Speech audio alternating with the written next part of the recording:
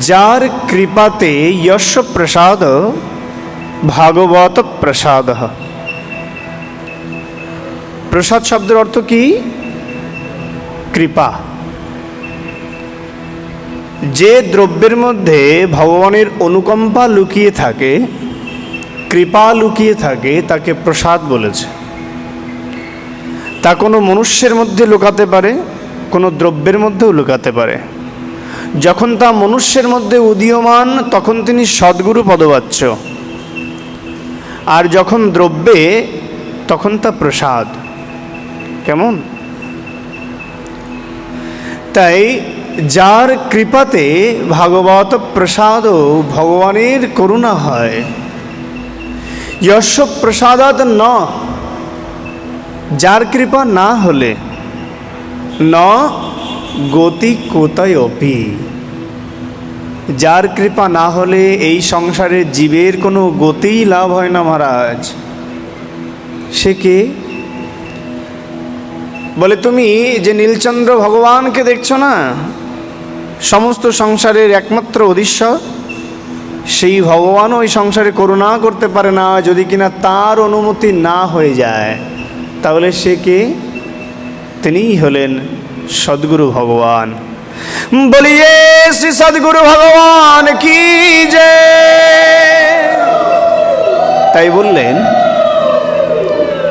ধ্যেয়ম স্তব, তাকে ধ্যান করো, স্তব করো, তস্য যশস্ত্রী সন্ধ্যা, তার দেওয়া মন্ত্রটা ত্রিসন্ধ্যা জপ করো। টুইটারটা বেশি লাগছে, কেমন? এটা কমানো যায় কিনা দেখুন।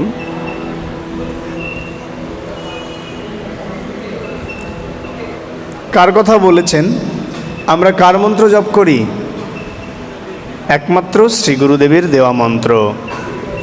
এই সংসারে আজ পর্যন্ত যত সন্ত, ঋষি, মুনি, সাধু, মহাত্মা তৈরি হয়েছে না কেন, প্রত্যেকের জীবনের প্রথম শুভ সূচনায় ছিল শ্রী গুরুদেবের পদাঙ্ক অনুসরণ, শ্রী গুরুদেবের অনুকম্পা, কৃপা।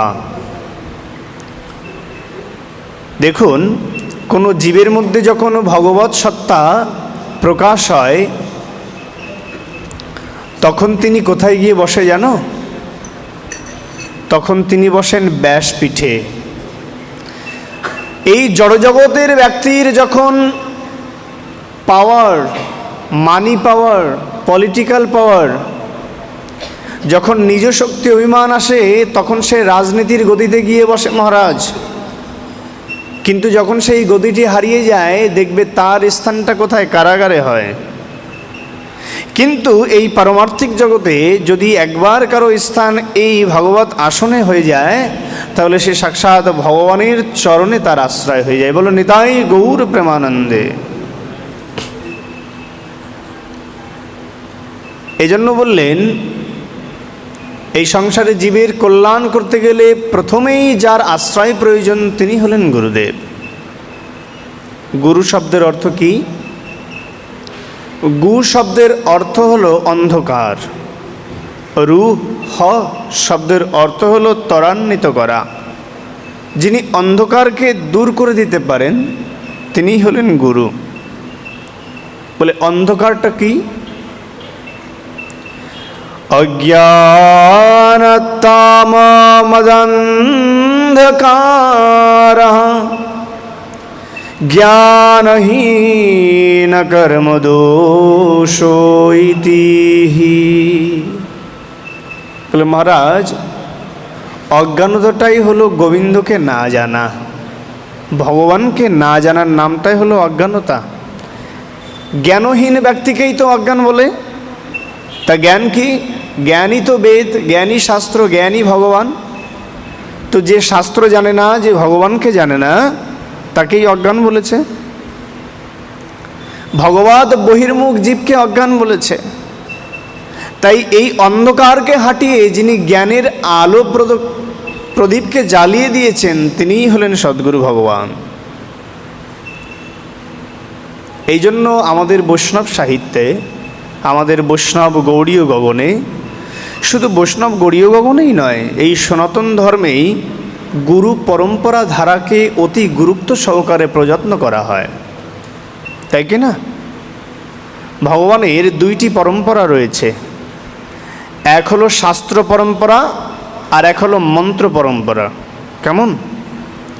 এই শাস্ত্র পরম্পরা থেকেই ভাগবতের রচনা হয়েছে, সেখান থেকে বেদ আদি, পুরাণ আদি এবং গীতার আবির্ভাব হয়েছে।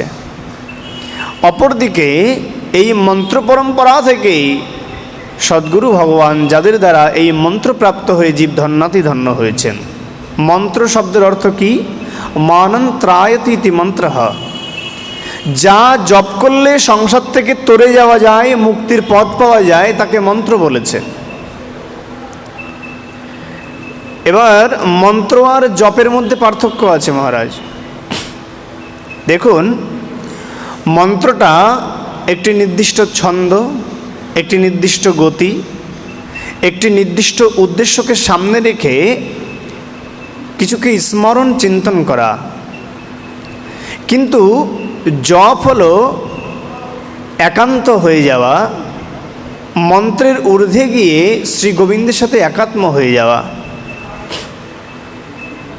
তাই যে মন্ত্র জপ করলে আমরা উদ্ধার হতে পারি, তাকেই বলেছেন এই সংসারের একমাত্র মহামন্ত্র, হরে কৃষ্ণ কৃষ্ণ কৃষ্ণ হরে হরে, হরে রাম রাম রাম হরে হরে। দেখবে শ্রী গুরুদেব প্রথম যেই মন্ত্রটা দেবে তার নাম হলো এই হরিনাম দীক্ষা। আগে কর্ণটাকে শুদ্ধি করে নেন, তাই কি না? কেন কর্ণ শুদ্ধি করেন? একবারেই তো বীজ বপন করে দিতে পারতেন। বলে আগে জায়গাটা তৈরি করবে, তো তারপরেই তো বীজ বপন করবে। দেহটা তো ক্ষেত্র, এটা দীর্ঘদিন ধরে পড়ে থাকতে থাকতে এই সংসারের কুসংস্কার, মায়াময় বর্জিত অহংকার বিদ্বেষ দ্বারা ক্ষেত্রটা নষ্ট হয়ে আছে।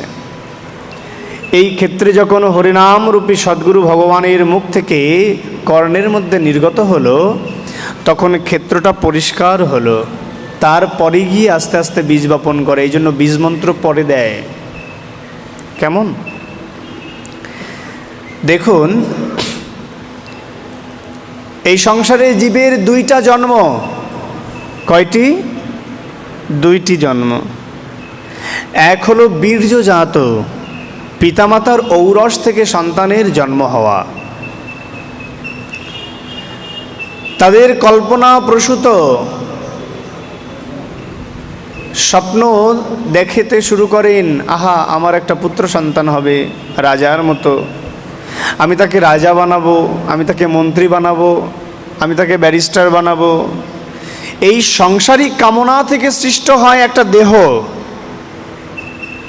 কিন্তু সেই দেহ দ্বারা ভগবত সেবার অধিকার লাভ করতে পারে না মহারাজ, যতক্ষণ না সেই দেহে শ্রী গুরুদেবের মন্ত্রকে স্মরণ করিয়ে দেন। এই জন্য তার দ্বিতীয়বার জন্ম হয়, যাকে কি বলেছে? মন্ত্রজাত। এই জন্য দেখবে যখন শ্রী গুরুদেব আমাদের কর্ণে মন্ত্র দেয়, আমাদের নতুন স্বরূপ, নতুন নাম, নতুন পরিচয়, নতুন বর্ণ, নতুন তিলক, নতুন গোত্র রচনা হয়, হয় কি না? এতদিন তুমি বণিক আচার্য ছিলে, বণিক মহাশয় ছিলে, আজ বলে কৃষ্ণের দাসন দাস হয়ে গেলে। এই পরিচয়টা কে জাগ্রত করিয়ে দিল? শ্রী গুরুদেব। এই জন্য সাধকেরা, মহতেরা নামের পদাঙ্কে দাস অনুদাস অলঙ্কার দিয়ে থাকেন। এখানে একটি বিশেষ শব্দ ব্যবহার করা হয়েছে, দাস অনুদাস। তাহলে আপনার পরিচয়টা কি, দাস নাকি অনুদাস? অনুদাস। তাহলে দাসটিকে? হ্যাঁ, ভগবানের দাস হল শ্রী গুরুদেব, আর তার দাস হলাম আমি। এই জন্যই দাস অনুদাস বলেছে মহারাজ। তাই জীবনের সমস্ত অলঙ্কারকে ঘুচে দেও। বলে মহারাজ এটা তো মুখে বলা যায়, সার্টিফিকেটে তো আমার অমুক মহাশয়, অমুক ব্রাহ্মণ ভট্টাচার্য আচার্য লেখা। এখনও চাকরির কাগজগুলোতে সেগুলোই লেখা, ছাড়তে পারবে সেগুলো? আমরা এত এত সঞ্চয় করে ফেলেছি যা একদিন কেন জন্ম জন্ম কেটে যাবে শুধু একটা পদবীকে, একটা অলংকার ছাড়তে। তাহলে মহারাজ, যারা ঘর ছেড়েছে, যারা সংসার ছেড়েছে, যারা আপনজন ছেড়ে শ্রী গোবিন্দের চরণে নিজেকে সমর্পণ করেছে, না জানি তারা কত মহৎ। তাই বলছেন এই সংসারে জীবের দ্বিতীয় জন্ম হয় যখন শ্রী গুরুদেবের দ্বারা তার সংস্কার হয়ে থাকে। তাই আসুন আমরা সেই শ্রী গুরুদেবের চরণে বারংবার প্রণাম নিবেদন জ্ঞাপন করি। আজ আমাদের প্রারম্ভের দিন, তাই আমরা আজকেই শ্রী রাধা তত্ত্ব মহিমাতে প্রবেশ না করে আমরা কিছু প্রারম্ভিক তত্ত্বকথা সম্বন্ধে জানব। শ্রবণের কি মহিমা, এই রাধা তত্ত্ব শ্রবণের কি করুণা, আমরা ধীরে ধীরে অগ্রসর হব। কেমন? তাই বলছেন সেই গুরুদেবের চরণ বন্দনা করবে কেমনভাবে? শ্রীগুরু চরণ পদ্ম কেবল ভকতি সদম বন্দময়ী সাবধান মতে, যাহার প্রসাদে ভাই এভাব তরিয়া যায়, কৃষ্ণ প্রাপ্তি হয় যাহা হতে। দেখো কত সুন্দর করে লিখে দিলেন মহাজন, কিন্তু এর ভাবার্থ এতই গভীর যা আমরা উপলব্ধি করি না। খুব মন দিয়ে শুনবে। শ্রীগুরু চরণ পদ্ম, অর্থাৎ শ্রী গুরুদেবের চরণটা কিসের ন্যায়? পদ্মের ন্যায়। পদ্ম কেমন হয়? পদ্ম সরল, কমল, স্নাতময়, পবিত্র, তাই কি না? ভগবানের চরণে যার আশ্রয় রয়েছে। শ্রীগুরু চরণ পদ্ম কেবল ভকতি সদ্ম। সদ্ম শব্দের অর্থ গৃহ। শ্রী গুরুদেবের চরণই একমাত্র গৃহ। কিসের? ভকতির গৃহ। এই সংসারে আপনার নানা রকম পরিচয় থাকতে পারে মহারাজ, অনেকগুলো বাড়ি গাড়ি থাকতে পারে, কিন্তু আপনার একটা নির্দিষ্ট ঠিকানা আছে যেখানে গেলে আপনাকে পাওয়া যাবেই। তেমনি ভক্তির নানা রকম ঠিকানা আছে, কিন্তু তার মধ্যে একমাত্র ঠিকানা হলো শ্রী গুরুদেবের চরণ। যদি এই সংসারে কোনো জীব সমস্ত কর্ম থেকে রহিত হয়ে, ভজন সাধন শূন্য হয়ে একমাত্র সেবারূপে শ্রী গুরুদেবের চরণ আশ্রয় করে পড়ে থাকতে পারে, তাহলে শুনে নাও, যমও তাকে ছুতে পারে না, সাক্ষাৎ বিষ্ণু তার শ্রী গুরুদেবের চরণেই গতি করে দেন। এক ভজনেই মুক্তি হয়ে যায় মহারাজ। এজন্যই আজও এই সংসারে আমাদের দৃষ্টান্ত স্থাপিত হয়েছে। প্রেম ভক্তির মহাজন নরোত্তম দাস ঠাকুর শ্রী গুরুদেবের সেবা করে করে করে করে তারপরেই কিনা সেই আচার্য পদে ভূষিত হয়েছিলেন। একদিনই কি সেই করুণা পেয়েছিলেন মহারাজ? যত যত মুনিবৃন্দ দেখবে, সন্ত ভগবানকে দেখবে, প্রত্যেকেই সন্ত তখনই হয়েছে যখন শ্রী গুরুদেবের কৃপালব্ধ হয়েছেন। এই সংসারে ভগবানের অভিন্ন কলেবর শ্রী গুরুদেব, এই জন্যই তাকে এত উন্নত স্থানে প্রদান করা হয়েছে, যেন ভুলেও তার চরণে অপরাধ না হয়ে যায়। বন্দময়ী সাবধান মতে, খুব সাবধান যখন তার বন্দনা করবে, যখন তার সেবা করবে। আজকাল তো গুরুদেবের সাথে আমরা বন্ধুসুলভ আচরণ করতে শুরু করি মহারাজ। মাঝে মাঝে কাঁধে হাত রেখে ছবিও তুলি, বলে গুরুদেব না বন্ধু, বুঝতেই পারি না। যেখানে ঠাকুর মহাশয় সাবধানে গুরুদেবের চরণ বন্দনা করতে বলছেন। তাই গুরু কৃপা যতটা সহজলভ্য তার থেকে বেশি দুর্লভ্য মহারাজ। শিষ্য হাজারো হাজারো হতে পারে, কিন্তু গুরুদেবের প্রিয় হতে পারে একজন। কিসের দ্বারা? একমাত্র সেবা দ্বারা। এই সংসারে এমন এক ধর্ম রয়েছে যে ধর্ম দ্বারা সংসারের সকল কিছু নিয়ম ভঙ্গ করা যায়, শাস্ত্র পর্যন্ত উলঙ্ঘ হয়ে যায়। কখন? যদি সেবাই একমাত্র ধর্ম হয়ে থাকে। দেখবে সেবক ভগবানের সেবা করতে করতে বৃদ্ধ হয়ে গেছেন, তিন মাথা এক হয়ে গেছেন, এখনো ভোর হলেই কে যেন তাকে ডেকে দেয়, ওরে ওঠ, মঙ্গল আরতির সময় হয়েছে। কেন? সেবা ভগবানের সাথে একাত্ম হয়ে যায়। সেবক ভগবানের মনের কথা বুঝতে পারে মহারাজ। ভগবানের কেমন পোশাক পরালে ভগবানের মনটা প্রসন্ন হবে, আজ ভগবানকে কেমন মালা দিলে ভগবান খুশি হবেন, আজ ভগবানকে কোন রঙের ড্রেসটা পরালে ভগবান আনন্দিত হবেন, এটা কে বুঝতে পারে? সেবক বুঝতে পারে। এই জন্য দেখবে ভগবান প্রতিদিন নিত্য নতুন সেজে ওঠেন। কার হাতে? সেবকের হাতে। কই তুমি যাও তো, তোমার মনে সেই রং ফুটবে কি? তুমি ভগবানকে সাজাও। তুমি কি এখন বলতে পারবে আজ শ্যামসুন্দরকে কোন রঙে সাজালে তিনি আনন্দিত হতেন? কেন? বলে আমার মধ্যে সেই সেবার ভাবটা নাই মহারাজ, এটা একদিনে গড়ে ওঠেনি। ভজন করতে করতে, সাধনা করতে করতে, সেবা করতে করতে ভগবানের অন্তরের সাথে একাত্ম হয়ে গেছেন। তেমনি শ্রী গুরুদেবের সেবা করতে করতে গুরুদেবের কখন জলের প্রয়োজন বলার আগে শিষ্য দাঁড়িয়ে থাকবেন, মহারাজ বাবা আপনার জন্য জল এনেছি। আমাদের পরম পূজ্যপাদ শ্রীল 108 করে দাসবাবাজি মহারাজ, তারই সুযোগ্য অন্যতম সন্ত, যিনি এই তৃতীয় পুরুষের মধ্যে একজন অন্যতম পুরুষ এবং বর্তমানে তিনি এই সংসারকে ধন্যাতিধন্য করছেন। শ্রী বর্ষানাধামের একমাত্র সেবক রূপে যিনি বিরাজিত রয়েছেন, সমস্ত সংসারের লোক যার চরণকে ছোবার জন্য ছুটে যায়, পূজ্যপাদ শ্রী বিনোদ দাস বাবাজি মহারাজজি। তিনি তার একটি কথা রচনায় বলছেন যে আমি গুরুদেবকে খুব কম সময়ে ঘুমাতে দেখেছি। যখন উনি ভজন করতেন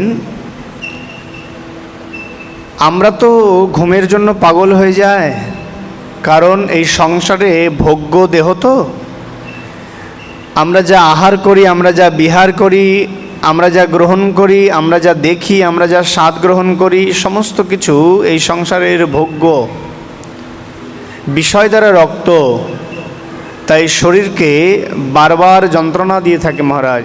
এই জন্য সাধকরা এ থেকে দূরে থাকেন। দেখবে ব্রতের দিন নিদ্রাশূন্য হতে বলেন। কেন? ব্রতের দিন আমাদেরকে নিদ্রা করতে নিষেধ করা হয়েছে না, ঘুমাবে না। কেন? কারণ ব্রত মানে হলো ইন্দ্রিয় সংযম। ইন্দ্রিয়কে কেন সংযম করবে? ইন্দ্রিয়কে সংযম করলে তবেই শ্রী রাধারানীর সাথে নিজের একাত্ম রূপ তৈরি করা যায়, তার সন্নিকটে যাওয়া যায়। দেখুন ভগবানের সাথে আমাদের সবথেকে দূরত্বের জায়গাটা হলো এই দেহ অভিমান।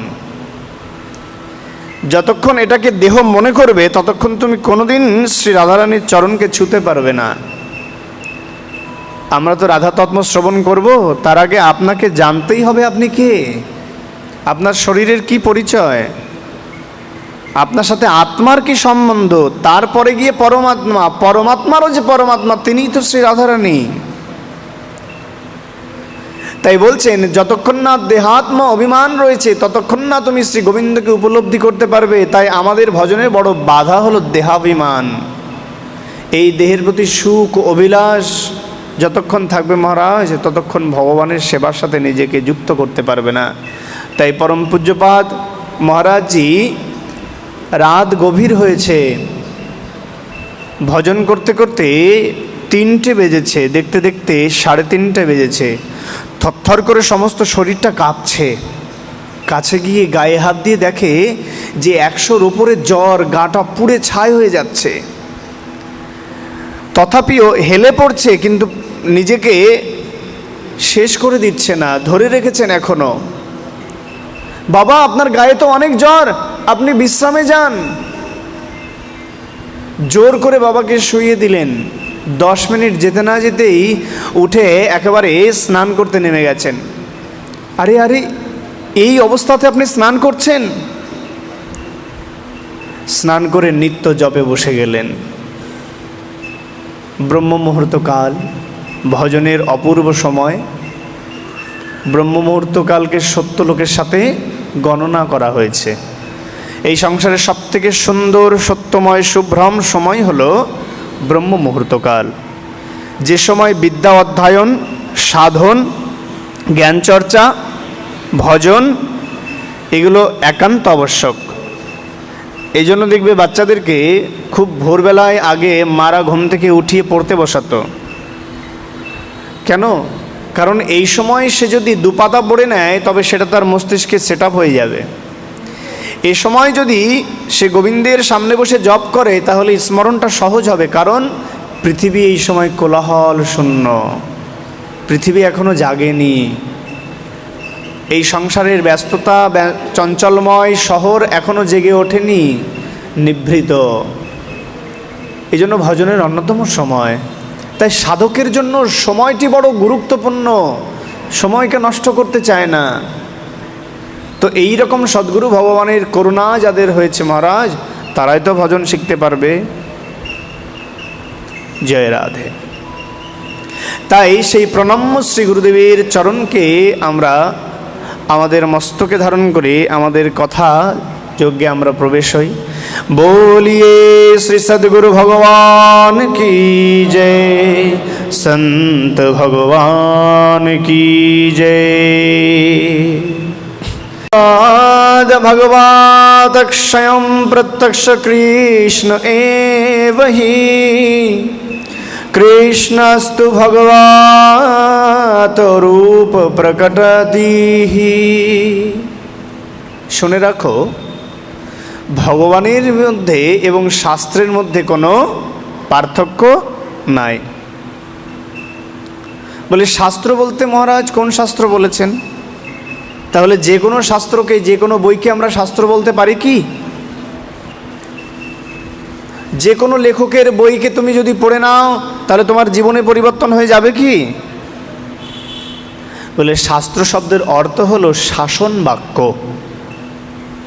যা অধ্যয়ন করলে তোমার জীবনে অনুশাসন নেমে আসে। যেমন আইন বই তৈরি হয়েছে কেন? এই সংসারকে নিয়ন্ত্রণ করার জন্য, অনুশাসন করার জন্য, তাই না? সংসারটা যেন সুশৃঙ্খল থাকে। তেমনি এই পারমার্থিক জগতে জীবনকে পরিচালিত করতে গেলে যে আইন বইকে অধ্যয়ন করতে হয় তার নাম হলো শাস্ত্র, আর তার মধ্যে অন্যতম হলো ভাগবত শাস্ত্র। বলিয়ে শ্রী ভাগবত মহাপুরাণ কি জয়। তদেব রসনাম রুচিরাম নবম নবম, তদেব সস্যম মনস্বাম প্রতীপয়ে। স্বয়ং ভগবান হলেন সাক্ষাৎ এই ভাগবত শাস্ত্ররূপে দর্শন হয়েছেন। যা নিত্য নতুন, তাকে দেখতে শুনতে ভালো লাগে। যেমন নিত্য নবীন সেই ভগবানের রূপকে আমরা দর্শন করে আমাদের অভিলাষ মেটে না, তেমনি যুগ যুগ ধরে এই কথামৃত শ্রবণ করলেও জীবের তৃষ্ণা নিবারণ হয় না। এই সংসারে দ্রব্য গ্রহণ করলে মহারাজ ক্ষুধা কি বাড়ে? এই সংসার দ্রব্য গ্রহণ করলে ক্ষুধা নিবৃত্ত হয়ে যায়, কিন্তু পরমার্থ গ্রহণ করলে জীবের ক্ষুধা বেড়ে যায়। এই জন্য যুগ যুগ ধরে এই কথামৃত প্রচারিত হচ্ছে সংসারে, কিন্তু আজও মানুষের মনের শান্তি হয়নি, প্রশান্তি হয়নি। হে গোবিন্দ, তোমার কথা আরও শুনতে চায়, আরও শুনতে চায়। কখনো অরুচি জন্মেছে? বলে মহারাজ তাহলে সবাই কেন গোবিন্দের কথা শুনতে আসে না? অরুচি যদি না জন্মাবে, বলে দেখো তাদের কাছে এই ভগবানের কথামৃত ভালো লাগে না যাদের হৃদয়ের মধ্যে অপরাধ সঞ্চিত রয়েছে। মহারাজ খুব মন দিয়ে শুনবে, ভগবানের কথামৃত কয়েক শ্রেণীর ব্যক্তিরা পছন্দ করেন না। তার মধ্যে প্রথম যে ব্যক্তি, তিনি হলেন বৈষ্ণব নিন্দুক, সাধু নিন্দুক, সন্ত নিন্দুক। বৈষ্ণবের নিন্দা করলে কি হয়ে যায় জানো? খুব ভালো করে শুনে রাখো, আমাদের প্রত্যেকটা জীবের হৃদয়ের মধ্যে একটি বৃক্ষ আছে। বলে হৃদয়ের মধ্যে বৃক্ষ কই, দেখতে পাচ্ছি না। এই বৃক্ষটির নাম কি? ভক্তিলতা। এই ভক্তিলতা বৃক্ষ কারোর মধ্যে সুপ্তভাবে রয়েছেন, এটাকে বন্ধ করে দিন, হ্যাঁ, জয় রাধে। এই ভক্তিলতাকে খুব যত্ন সহকারে তার সিঞ্চন করতে হয়। সেই সিঞ্চনের জায়গাটা কি? প্রথমই হলো হরিনাম সংকীর্তন, দ্বিতীয় সাধু সঙ্গ, তৃতীয় মহাপ্রসাদ সেবন। মহাপ্রসাদ সেবনে কি হয়? প্রসাদ সেবনে তোমার হৃদয়ের মধ্যে যে ভক্তিলতা বীজ রয়েছে, বীজটি অঙ্কুরোদ্গম হয়ে যায়। যেমন ক্ষেত্রের মধ্যে একটা বীজ দিয়েছ, শুধু বীজ দিলেই কি গাছ হয়ে যাবে? জল সিঞ্চন করতে হবে, উর্বর মাটি চাই, তার যত্ন চাই। এবার বৃক্ষটা তো অঙ্কুরোদ্গম হলো, কিন্তু বেঁচে থাকবে কি যদি যত্ন না করা হয়? নিত্য তার পরিচর্যা করতে হবে, তাকে যত্ন করতে হবে, ভালোবাসতে হবে। তেমনি আমাদের হৃদয়ের মধ্যে ভক্তিলতা বীজ অঙ্কুরোদ্গম হয়েছে যাদের, তাদের নিত্য প্রথম কর্তব্য হলো সাধু নিন্দা থেকে নিজেকে দূরে রাখা। সব শেষ হয়ে যাবে, জীবনে যত ভক্তি অর্জন করেছো মুহূর্তে বিনাশ হয়ে যাবে যদি নিন্দা করে নাও। বলে মহারাজ, সাধু না যদি না হয় অসাধু ব্যক্তির নিন্দা করা যাবে। শাস্ত্র তো অসাধু ব্যক্তির নিন্দা করতে নিষেধ করেনি। নিন্দা করলে কি হয় জানো? শুনে নাও, যে ব্যক্তি তোমার নিন্দা করেছে সে হলো তোমার সবথেকে পরম বন্ধু এবং কাছের বন্ধু। কেন? প্রথমত, নিন্দা করলে আমাদের যে উপকারটা হয়, আমাদের ভুলগুলো আমরা বুঝতে পারি, আমাদের দুর্বলের জায়গাগুলো কোনটা সেই ক্ষেত্রগুলো আমরা নির্বাচন করতে পারি, নিশ্চিত করতে পারি। দ্বিতীয়ত, যে তোমার নিন্দা করলো সে তোমার অর্ধেক পাপ হরণ করে নিল। বলো নিতাই গৌর প্রেমানন্দে। বিনা কষ্টে যদি পাপকে খণ্ডন করতে চাও তাহলে নিন্দুক বানিয়ে নাও, হাজার হাজার নিন্দুক হয়ে যাবে, তাহলে তুমি পাপ শূন্য হয়ে যাবে। হরি বল। কেন? সে তোমার পাপ হরণ করলো কি করে? অর্ধেক পাপ কি করে হরণ করলো? ফিলোসফি বলছে, দেখো যুক্তি কি দিচ্ছে। ওই যে তোমার নিন্দা করলো, যখন তোমার কানে গেল তখন তোমার মনের মধ্যে খটখট করতে শুরু করলো, হ্যাঁ আমাকে এটা বললো, আরে এটা কেন বললো, আর আমি তো ওর তো কোনো ক্ষতি করিনি, আর যখন বললো তাহলে নিশ্চয় আমার দোষ আছে। তখন ওর মনে একটা ভয় হয়ে যায়, আরে এটা করলে তো আমার নিন্দা হবে। তখন ও অর্ধেক পাপ কমিয়ে দেয়। হরি বল। এখানে হলো পাপ খণ্ডনের কথা বলছেন। এই জন্য বলছেন নিন্দা করলে আপনার পাপ সে অর্ধেক হরণ করে নেয়। তাই সাধকগণ বলেন শুধু সন্ত নয়, একটা চোরেরও নিন্দা করবে না। যে অপরাধ করছে তার অপরাধের প্রায়শ্চিত্ত এই সংসারে অবশ্যই সে ভোগ করবে। কিন্তু তুমি যদি বলে দাও, তুমি যদি নিন্দা করে নাও, তাহলে তুমি তার অপরাধ গ্রহণ করে নেবে। তাই প্রথম হলো ভগবত স্মরণ থেকে দূরে যাওয়া, তার নাম হলো সাধু নিন্দা। হরি বল।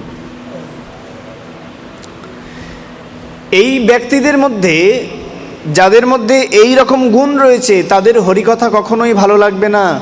দেখবে সাধু সঙ্গে বসবে, হৃদয়ের মধ্যে জ্বালা উঠে যাবে, কিছুক্ষণ পরে বুঝতে পারবে না, উঠে চলে যাবে। কারণ তার মনের মধ্যে নিন্দার বীজ রয়েছে। ও চিন্তা করছে, আরে মহারাজ এটা বলছে ওটা বলছে, ও গোসাই তো এইরকম, ওটা ওর মধ্যে এই দোষ আছে, ওর মধ্যে এই দোষ আছে, ও ওখান থেকে উঠে পালিয়ে যাবে। এই জন্য নিন্দা করবে না, তাহলে ভগবানের কথায় রুচি আসবে না। হরি বল। আর খুব মন দিয়ে শুনে নাও, যখন কথা শ্রবণ করবে তখন কয়েকটি কাজ করবে না। প্রথম হলো পাদ স্খলনম, পাদটাকে চরণটাকে ছড়িয়ে বসবে না। ভগবত কথাতে কখনোই পা মেলে বসবে না। পা মেলে বসলে কি হয়? অরিষ্টাসুরের নাম শুনেছ? হ্যাঁ, এ কোথার থেকে হয়েছিল?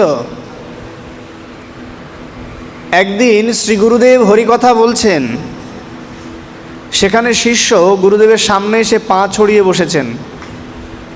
গুরুদেব দেখে মনে মনে তাকে অভিশাপ দিয়ে দিলেন, মূর্খ, যেখানে সকলেই হরিকথামৃত শ্রবণ করছে কত সংযতভাবে, আর তুই কিনা আমার শিষ্য হয়ে এই নিয়ম লঙ্ঘন করলি।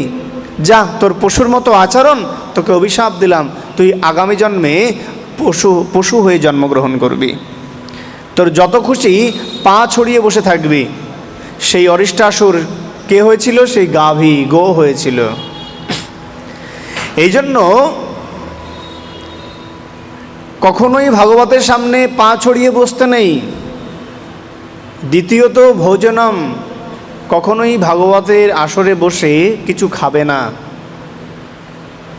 এখনকার সময়ে বড় দুঃসময় এসেছে, বিশেষ করে নামযজ্ঞের মঞ্চে বড় বড় প্যান্ডেলে দেখা যায় যে চিপসের প্যাকেট আর বাদামের খোসা, তাই কি না?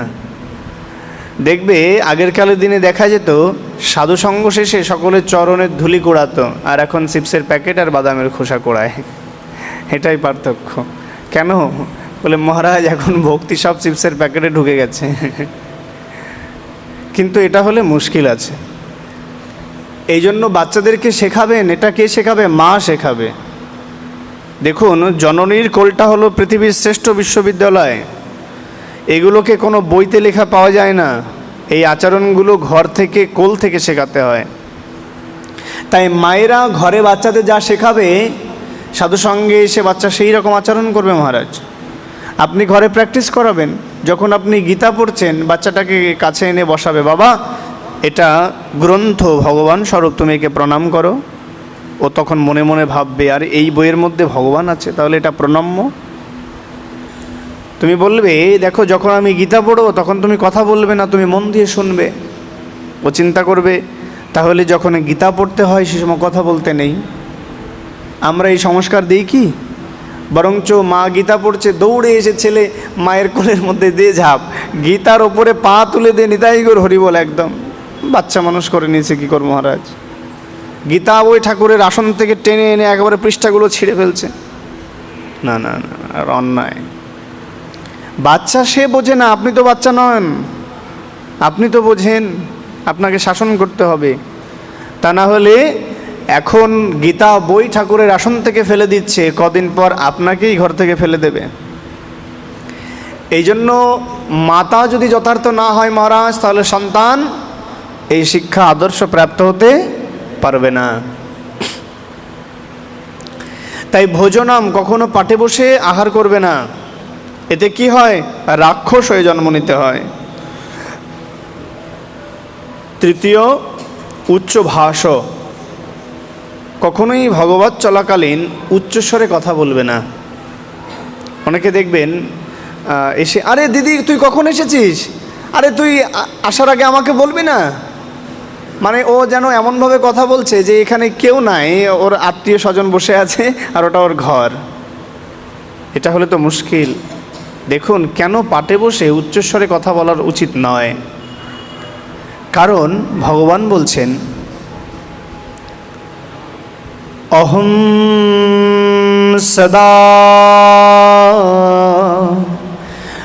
কথাতে রতম যদা সৎসঙ্গ মঞ্চলাভতে। শুনে রাখো, আমার অবস্থানটা কোথায়? যেখানে সবসময় গোবিন্দের কথা হয়, আমার কথা কীর্তন হয়। ভগবানকে প্রশ্ন করলেন, হে প্রভু, তুমি এমন একটা জায়গার কথা বলো যেখানে তোমাকে সবসময় পাওয়া যায়। না অহম বৈকুণ্ঠ, আমি বৈকুণ্ঠে থাকি না। তাহলে যোগিনাম হৃদয়ানাচা, তাহলে মহারাজ কোথায় থাকেন? দেবলোকে, মন্দিরে? বলে শোনে নাও, আমি বৈকুণ্ঠে ততক্ষণ থাকি যতক্ষণ লক্ষ্মী আমাকে সেবা করেন। যতক্ষণ আমি মন্দিরে থাকি, সেবায়িত যখন, পূজারী যখন আমায় পূজা করেন। দেবালয়ে ততক্ষণ থাকি যখন ভক্তগণ আমাকে তার অর্ঘ্য আদি পূজা নিবেদন করেন। কিন্তু সর্বক্ষণ আমাকে খুঁজে পাবে যেখানে গোবিন্দের কথা কীর্তন হয়, আমার কথা কীর্তন হয়। এই জন্য যেখানে ভগবানের দিব্য কথা কীর্তন হয় সেখানে উচ্চ ভাষা, কটু বাক্য ইত্যাদি প্রয়োগ করতে নাই, কারণ সেখানে তুমি না শুনলেও গোবিন্দ শ্রী রাধারানীর সহিত মিলিত হয়ে সেই দিব্য কথামৃত রস আস্বাদন করছেন। শুধু তাই নয়, হাজার হাজার ঋষি মুনিবৃন্দ দেবতাগণ পর্যন্ত এই কথা শুনবার জন্য ছুটে আসেন। আমাদের সেই উপলব্ধি নাই থাকতে পারে, তাই উচ্চ ভাষা প্রয়োগ করবে না। আর কি মিথ জল্প, অর্থাৎ সংসারের আনকথা। আরে জানোস অগবাড়ি কি হয়েছে, আরে সকালবেলা এমন গ্যাঞ্জাম লাগছে রে দিদি, এমন গ্যাঞ্জাম লাগছে। আচ্ছা কি হয়েছিল বলতো? এই যে শুনতে লেগে গেছে, এসেছে গোবিন্দের কথামৃত শুনতে, কিন্তু পাশের বাড়িতে কি ঝগড়া হয়েছিল সেটা নিয়ে শুনতে ব্যস্ত হয়ে গেছে। এজন্য বলছে মিথ জল্প, এটাকে মিথ্যা জল্প বলা হয়েছে। এটার কোনো প্রয়োজন নাই, এটা জেনে তোমার কোনো কল্যাণ হবে? হরি বল। তাই এগুলো থেকে আমাদেরকে দূরে থাকতে হবে, তবেই আমরা ভগবতের করুণা প্রাপ্ত হতে পারবো। আর সর্বপ্রথম যেটা প্রয়োজন, শ্রদ্ধালু তদ কথা শ্রবণম গায়োনুস্মরণম প্রাপ্তুশ্চ নিশ্চলা ভক্তিম। শ্রদ্ধালু তদকথা শ্রবণম, প্রথম শব্দটা শ্রদ্ধা বললেন। যখন গোবিন্দের কথা শ্রবণ করবে, খুব ভালো করে শুনে রাখো, প্রথমেই যেটা যুক্ত করবে তার নাম হলো শ্রদ্ধা। শ্রদ্ধাহীনা সমস্ত কর্ম নিষ্ফল যথা। শ্রদ্ধা ছাড়া এই সংসারে কোনো কর্মের ফল পেয়েছো কি আজ পর্যন্ত? যদি তুমি বিদ্যা অধ্যয়ন করো, বিদ্যার মধ্যে শ্রদ্ধা না থাকলে সেখান থেকে তোমার পুস্তকগত বিদ্যাও হারিয়ে যাবে। রান্না করছো, যদি সেই করের প্রতি শ্রদ্ধা না থাকে তাহলে লবণ বেশি হয়ে যাবে, ঘরের মধ্যে ঝগড়া লেগে যাবে। তেমনি ভগবানের কর্ম যখন করবে অবশ্যই যেন শ্রদ্ধা যুক্ত থাকবে। এই শ্রদ্ধাটা খুব গুরুত্বপূর্ণ। এই শ্রদ্ধাতে বিশ্বাস দৃঢ় হয়, এই বিশ্বাস দৃঢ় হলে ভক্তি নিশ্চয়। এই জন্য শ্রদ্ধাটা বড় গুরুত্বপূর্ণ মহারাজ। তাই শ্রদ্ধার সাথে গোবিন্দের কথা শ্রবণ করো। কিন্তু শ্রদ্ধার সাথে গোবিন্দের কথা শুনতে গেলে মনকে সংযত করা প্রয়োজন। আর মন তো বারবার চঞ্চল হয়ে যায়, বিষয় চিন্তা করে, ঘরে চলে যায়, আরে আমার দোকান খোলা আছে, আমার কর্মচারী এই লকার থেকে টাকা না নিয়ে নিল। মা চিন্তা করছে, আরে আমার ঘরের এখনও লকার বন্ধ করা হয়নি, দরজা বন্ধ করা হয়নি, আমার স্বামী চলে আসবে, এখনই ঘরে ফিরতে হবে, রান্না করতে হবে, খেতে দিতে হবে, কত রকম চিন্তা। হরি বল। দেখো, তুমি যদি এখন চোখ বুজে নাও, যদি এখন জমালয় থেকে তোমার ডাক আসে, তুমি কি স্বামীর রান্না করার জন্য সময় চাইবে? দেবে সময়? হরি বল। সন্তানকে স্কুলে পাঠানোর জন্য সময় চাইবে? দেবে? শুধু তাই নয়, লকারে চাবিটা দিচ্ছ, ঠিক মোড়াটা দেবে, এই সময় তোমার হার্ট অ্যাটাক হয়ে গেল। হ্যাঁ, কোটি কোটি টাকার সম্পদ রয়েছে, ওই অবস্থায় তুমি মরে গেলে। তুমি যদি যমদূতকে বলো, মহারাজ 1 ন্যানো সেকেন্ড জাস্ট অনলি, আমাকে এতটুকু সময় দিন, আমি শুধু এইদিকে মোড়াটা দিয়ে তারপরে চলে যাব, পারবে? মহারাজ, যে নিঃশ্বাসে বিশ্বাস নাই, তুমি কেন এই সংসারে বৃথা আশায় বেঁচে আছো? একমাত্র শ্রী গোবিন্দ যে তোমাকে এই জীবন তোমাকে দান করেছে, গোবিন্দের কথামৃত শ্রবণের অপূর্ব সৌভাগ্য দিয়েছে, তুমি সেই সৌভাগ্য থেকে বঞ্চিত হয়ে যাও। নৃদেহ মধ্যম সুলভম সুকল্পধারম। নৃদেহ মাধ্যম, এই নৃদেহ মানে মনুষ্য দেহটা, এটা এত সহজে পাওয়া যায় না মহারাজ, সুদুর্লভম, বহু দুর্লভ। কারণ এই মনুষ্য দেহ দ্বারাই একমাত্র ভগবত ভজন হয়, সাধু সঙ্গ হয়, ভগবানের সেবা হয়, গুরু সেবা হয়। তুমি দেখতে পেরেছো কোনো গরু ছাগল গুরু সেবা করেছে? হরি বল। কোনো গরু ছাগল এসে ভগবানকে সেবা দিচ্ছে? না মহারাজ, একমাত্র মনুষ্য লোক, এই মনুষ্য জীব। তাই আমরা এই সময়টাকে যদি বৃথা নষ্ট করে দিই মহারাজ, পুনরাপি জননম পুনরাপি মরণম পুনরাপি জননী জঠরে শয়নম অহি সংসারে বহু দুস্তরে কৃপা করো হরে মুরারে। জন্ম ঠিকই পাবে, কিন্তু মনুষ্যকুলে আর নাও পেতে পারো। হ্যাঁ, দেখবে আমাদের বাড়ির সামনে কখনো কখনো কুকুরগুলোকে আমরা পেটাই, গায়ের মধ্যে গরম জল ছিটিয়ে দিই, এই যা, আমরা একদম আচ্ছা মতন পিটিয়ে তাড়িয়ে দিই। তুমি জানো এ তোমার কোনো পিতা, কোনো আত্মীয়, কোনো বন্ধু, কোনো কাছের? এই সংসারের মায়া বড় ভয়ানক। মানুষ সব কিছু ত্যাগ করতে পারে মহারাজ, মানুষের সংস্কার, স্মৃতি, মায়া নষ্ট হয় না। এ দ্বারাই নতুন জীবন গঠন হয়, আর তারাই আমাদের সংসারের কুকুর বিড়াল হয়ে আসে। সেই দেহে গোবিন্দের স্মরণ হয় না, একমাত্র এই মনুষ্য দেহ দ্বারাই গোবিন্দের চিন্তা হয়। তাই এই দেহ দ্বারা শ্রী গোবিন্দ সেবা করে যেন দেহের সৎকার করে দিতে পারি। ওই দেহ চিতাতে উঠালেই সৎকার হয় না, পিণ্ড দান করলে তখন আর সৎকার হয় না মহারাজ। ও মরা শরীর, ওর সৎকার ওইভাবে হয় না। যে বেঁচে আছে, বেঁচে থাকতে দেহ ভগবৎ সেবা দ্বারা সৎকার হয়, তখনই একমাত্র তার কল্যাণ হয়ে যায়। বলো নিতাই গৌর প্রেমানন্দে হরি বল। শ্রী রাধে। তাই আমাদেরকে এই ভাগবত কথা শ্রবণ করতে হবে, এই দেহ দ্বারা, শ্রবণ দ্বারা এই দেহের কল্যাণ করতে হবে। কেমন? তাই ভগবানের তিনটি স্বরূপের কথা বললেন। ভগবান তিন স্বরূপে জগতে প্রকটিত হন। প্রথম হলো মৃন্ময়ী স্বরূপ। মৃন্ময়ী স্বরূপটা কেমন?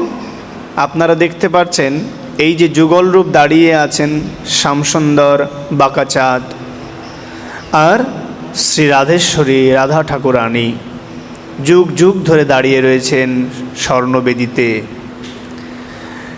বলছেন এই ভগবানকে যে বিগ্রহ রূপে আমরা রূপটা প্রদান করেছি, ইনি হলেন মৃন্ময়ী।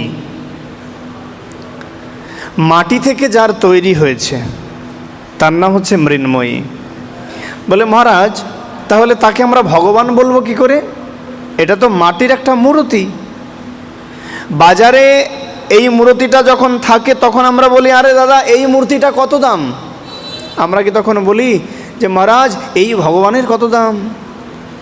আর ভগবানের যদি দাম নির্ণয় করি তখন ভগবানকে কিনতে পারবে তুমি? সেই অ্যাবিলিটি তো তোমার আছে। কিন্তু ভগবান তো আজকাল বিক্রি হচ্ছে।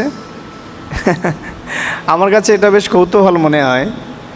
দেখুন, পুরী থেকে শুরু করে যত বিগ্রহ রয়েছে ইত্যাদি বড় বড় মন্দির, মঠ মন্দিরে এই বিগ্রহগুলো কোনোটা স্বর্ণের বিগ্রহ, কোনোটা দারু বিগ্রহ, তাই না? দেখবেন অধিকাংশ বড় বড় মন্দিরে বিগ্রহগুলো লক্ষ লক্ষ টাকা খরচ করে ক্রয় করে আনা।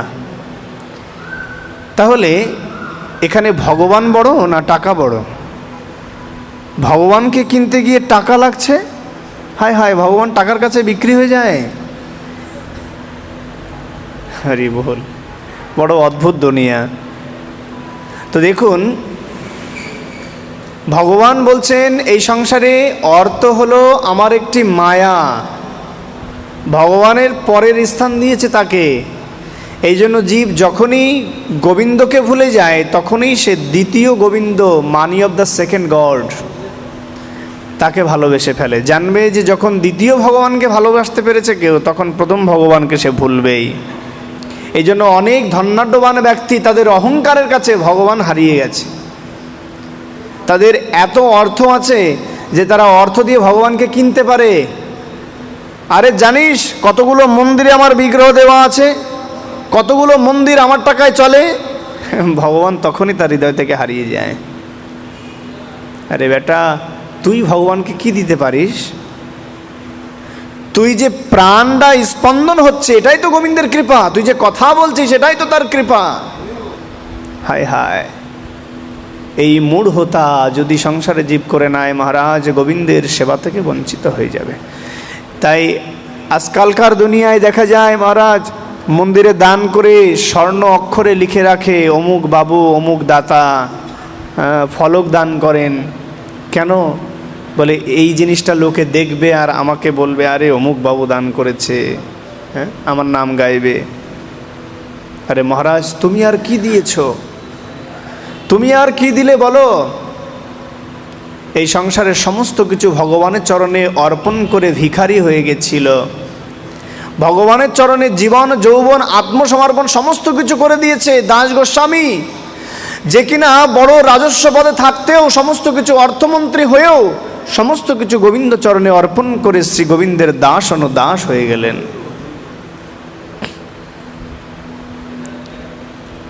তাই আমরা গোবিন্দকে কিছু দিতে পারি না, দেবার মতো ক্ষমতা আমাদের নাই। তাই মৃন্ময়ী স্বরূপ, যে ভগবানকে ছোঁয়া যায়, দেখা যায়, ভগবানের সাথে কথা বলা যায়, যার সাথে মনের ভাব বিনিময় করা যায়, এই ভগবানের সাথে ভালোবাসার সম্বন্ধটা খুব সহজ। দেখবে যখন তুমি গোবিন্দের পূজা করো, মাঝে মাঝে দেখবে গোবিন্দের দিকে তন্ময় হয়ে তাকিয়ে থাকো, যেন গোবিন্দ তোমার মনের কথা শুনতে পাচ্ছে। তুমি তার চোখে চোখ রেখে কথা বলছো, দেখতে দেখতে তোমার নয়নটা ছলছল করে উঠল, তোমার জীবনের সমস্ত কথা যেন গোবিন্দের সাথে মিশে গেল। এই ভগবানের সাথে ভাব বিনিময়টা সহজ করা যায়। এই জন্যই আমাদের সনাতন ধর্মে চিন্ময়ী এবং মৃন্ময়ী উভয় স্বরূপকে বলা হয়েছে, সাকার এবং নিরাকার। এই সাকার ভজনটা এত বেশি প্রযত্নবান।